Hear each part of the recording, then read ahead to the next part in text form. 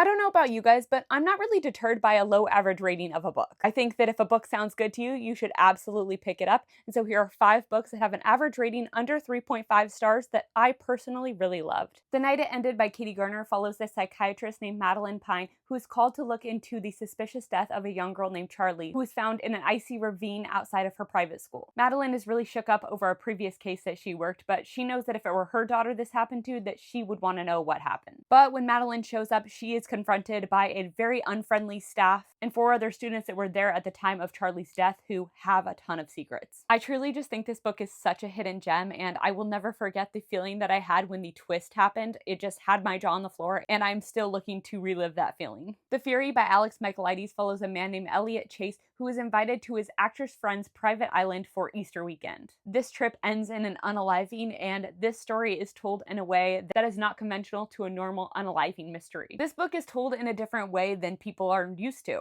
and I think that a lot of people struggle with that. And I will admit, I also struggled with that. I actually started this book, I read I think like 50 pages, and then I put it on pause for like a year. And I regret that because this book blew my socks off by the end. All the things about it that originally deterred me is ultimately what made me love this book so much. I just think it's so underrated, and I really think that more people should give it a chance.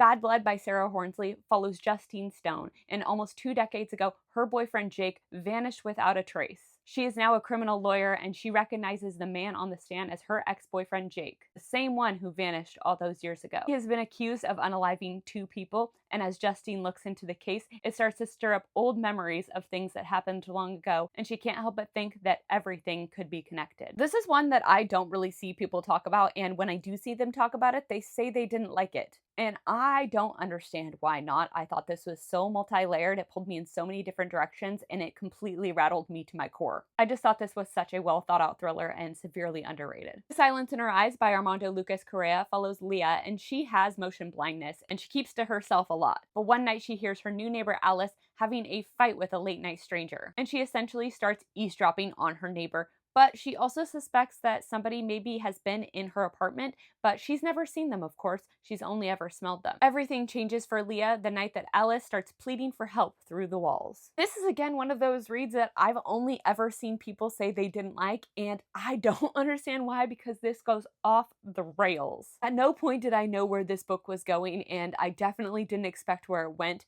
This was just shocking, and again, I really just don't understand why people don't like it. You Know What You Did by Katie Nguyen follows Annie, and she seems to have it all, but her mother has just passed away, and the OCD that she thought she had a handle on has gone rampant. Someone is unalived and Annie is a suspect. She starts distancing herself from her friends and family, and then she wakes up next to a lifeless body, and she starts to spiral because she doesn't believe that she did this, but she can't be too sure. I don't know what's not to love about this book. An unreliable narrator, fever dreamy aspects. It's absolutely chaotic. It made me feel like I was losing my mind. It's so good, so underrated. Thank you for watching. If you've read and loved any of these books, please let me know in the comments. And if you haven't or you didn't love them, then please leave me a comment of a book with an average rating that's quite low that you really loved.